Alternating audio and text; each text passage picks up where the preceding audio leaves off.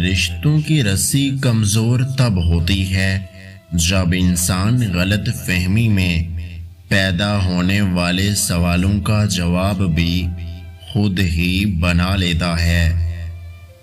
رشتوں اور تعلقات کی بقا کے لیے رابطے ضروری نہیں ہوتے۔ نظر انداز کرنے سے تو اپنے ہاتھوں سے لگائے ہوئے درخت بھی سوکھ جاتے ہیں۔ ملتا تو بہت کچھ ہے اس زندگی میں، بس ہم گنتی اسی کی کرتے ہیں جو حاصل نہ ہو سکا۔ وہ ایک انگلی جو مشکل وقت میں آپ کے آنسو پہنچتی ہے ان 10 انگلیوں سے بہتر ہے جو آپ کی کامیابی پر تالیاں بجاتی ہیں۔ جھوٹے لوگ جھوٹی باتوں کو بڑا بنا کر پیش کرتے ہیں اور بڑے لوگ بڑی باتوں کو چھوٹا بنا کر نظر انداز کر دیتے ہیں۔ اللہ پاک پر بھروسہ رکھیں، وہ صحیح وقت پر صحیح دروازہ کھولے گا آپ کے لیے۔ اگر عورتوں کو لگتا ہے کہ ہمارے معاشرے کے مرد برے ہیں تو ان کو چاہیے کہ بطور ماں اپنے بیٹوں کی اچھی تربیت کریں۔ بوڑھا ہونے میں ذرا سی دیر نہیں لگتی، بس ذرا سا غم لگ جائے تو انسان بوڑھا ہو جاتا ہے۔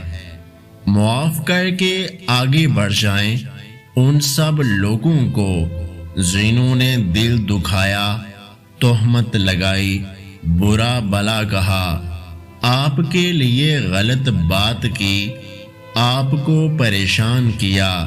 یقین جانیں آپ کا رب کچھ نہیں بھولتا، اور وہ جب حساب برابر کرتا ہے تو ناانصافی نہیں کرتا۔ دیکھو بیٹیاں تتلیوں کی مانند ہوتی ہیں، انہیں بے دردی سے ہاتھ میں دبوچ لوگے تو یہ مر جائیں گی۔ تمہارے امتیازی رویوں کے سامنے ان کی چمک دمک ماند پڑ جائے گی، ان کی ذات کے ٹکڑے بکھر جائیں گے۔ ایک لڑکی خود کو جتنا بھی باہمت و بلند حوصلہ ظاہر کرے، لیکن اپنے مشکل ترین وقت میں وہ اپنے حق میں ایک لفظ تک ادا کرنے کی سکت کھو دیتی ہے۔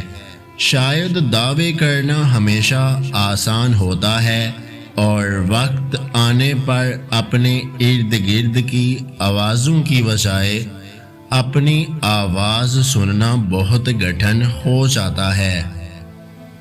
وقت اگر آپ کو پر عطا کر دے تو ٹانگوں کو مت بھولیے گا جن پر آپ چلتے رہے۔